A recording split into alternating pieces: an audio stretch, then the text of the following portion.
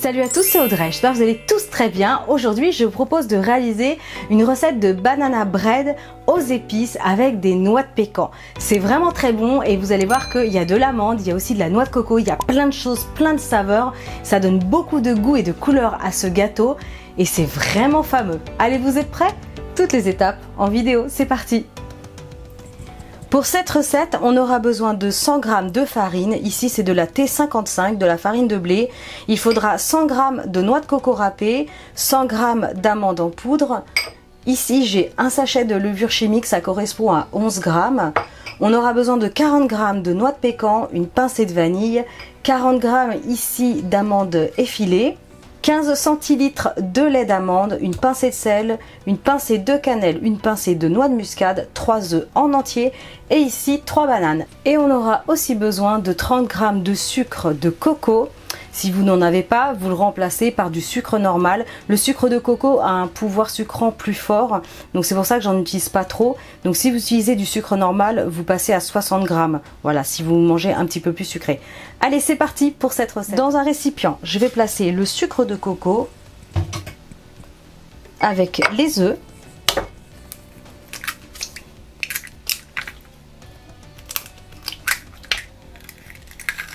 Et je vais mélanger jusqu'à ce que ça devienne mousseux et que le mélange blanchisse. Voilà, donc là ça a blanchi et ça devient bien mousseux, donc c'est bon. J'ajoute maintenant le lait d'amande. Je continue avec tout ce qui est produit sec. On y va. Alors je vais juste changer d'ustensile pour l'instant. Donc l'amande, la noix de coco, je vais déjà mélanger ça dans un premier temps.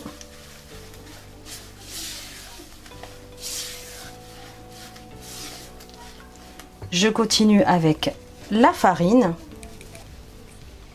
la levure,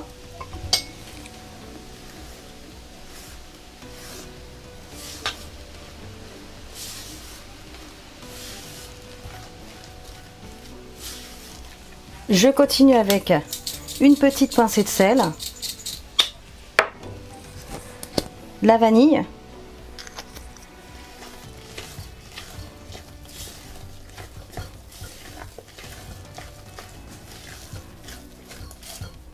j'ajoute ensuite une petite pincée de noix de muscade, la petite pincée de cannelle en poudre. On remélange bien.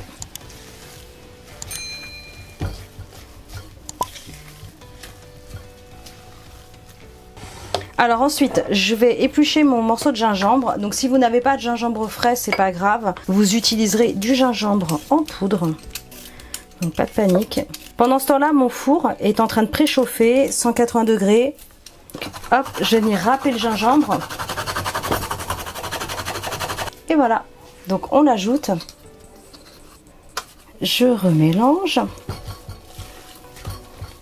Je continue avec les amandes effilées. Les noix de pécan que je vais juste casser en deux, comme ça. Si vous n'aimez pas les noix de pécan, vous remplacez par des noix classiques ou alors des noisettes ou alors des amandes entières aussi, même s'il y a des amandes effilées déjà c'est pas trop grave, des noix de macadamia, des noix du Brésil. Vous avez plein d'alternatives. Vous pouvez aussi ajouter des cranberries, c'est trop bon avec les cranberries. Donc voilà, s'il y a quelque chose que vous n'aimez pas, vous pouvez vraiment remplacer facilement, pas de souci.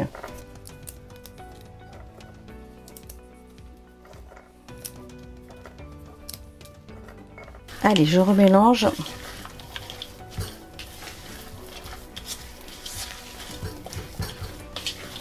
Et ça sent tellement bon, c'est un truc de malade. Donc ensuite, on va s'occuper des bananes. Alors, j'ai pas de bananes très mûres. L'idéal, c'est vraiment d'avoir des bananes mûres qui sont presque noires. Mais là, c'était pas prévu ce gâteau. J'ai eu envie de faire ça là d'un seul coup. Je me suis dit, tant pis, les bananes sont pas mûres, c'est pas grave. On épluche les bananes et on vient les écraser, tout simplement. Avec une fourchette, hein, vous prenez pas la tête. Hop. Vous faites de la purée de banane. Bon, ça marche très bien, même si elle est pas très noire. Donc la dernière, je vais la garder pour la poser sur le dessus du gâteau. Donc on en écrase deux et la dernière, vous la gardez. Donc hop, une fois que c'est bien réduit en purée, on va l'ajouter à la préparation.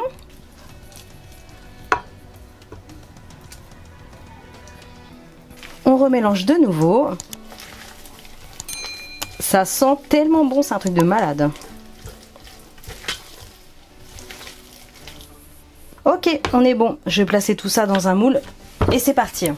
Ensuite, on va beurrer un moule à cake, moule à gâteau, moule rond, vous prenez ce que vous avez.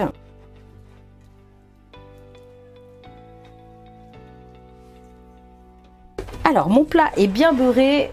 Le four, ça y est, il est préchauffé 180 degrés. J'ai plus qu'à mettre la pâte et tout va partir au four.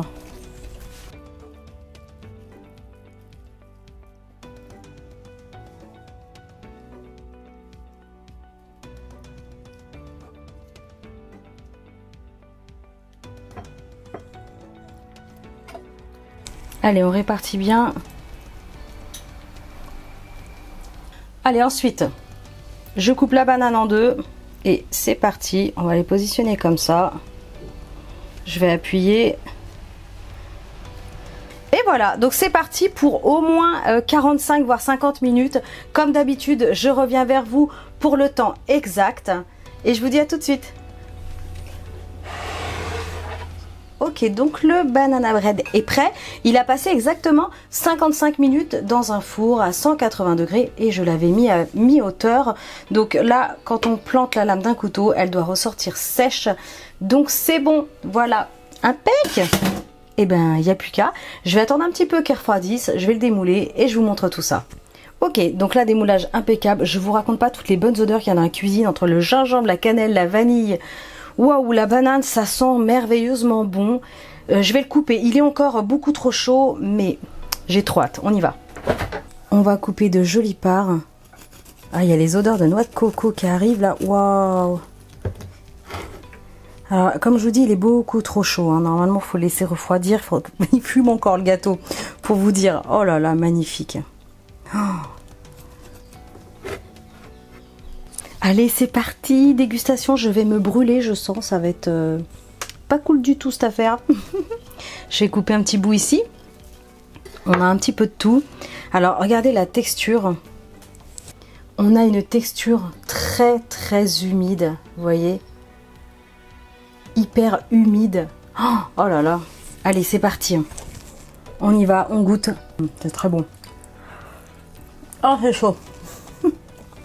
Ah, c'est bon, c'est pas trop sucré. Comme je vous disais, il n'y a vraiment pas beaucoup de sucre de noix de coco.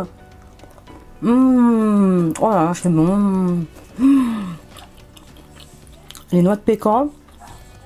Petit morceau d'amande. Ah, c'est très bon.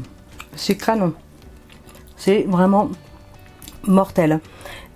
C'est vraiment, franchement, c'est bon pour la santé. Hein. Dedans, il n'y a que des bonnes choses. Il n'y a pas d'huile. Il n'y a pas de beurre.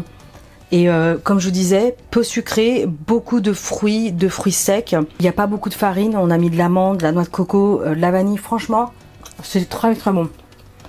Très bon. Si vous voulez un gâteau plus sucré, moi j'ai mis 30 g de sucre de coco. Donc si vous n'avez pas le sucre de coco, c'est pas grave, vous mettez 30 g de sucre blond, roux, blanc, comme vous voulez.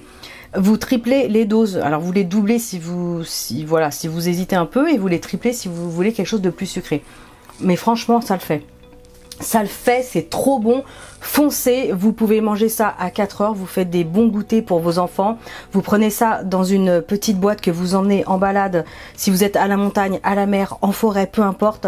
Vous faites un bon goûter. Pas de chocolat, donc ça fond pas dans le sac à dos et tout. C'est nickel. Ça se conserve trop bien. Vous pouvez le garder 3-4 jours. Vous le mettez dans un petit torchon. Vous le laissez dans votre cuisine. Pas de panique, c'est nickel. Et franchement, foncez quoi, vous allez adorer. En tout cas, je compte sur vos likes, sur vos partages.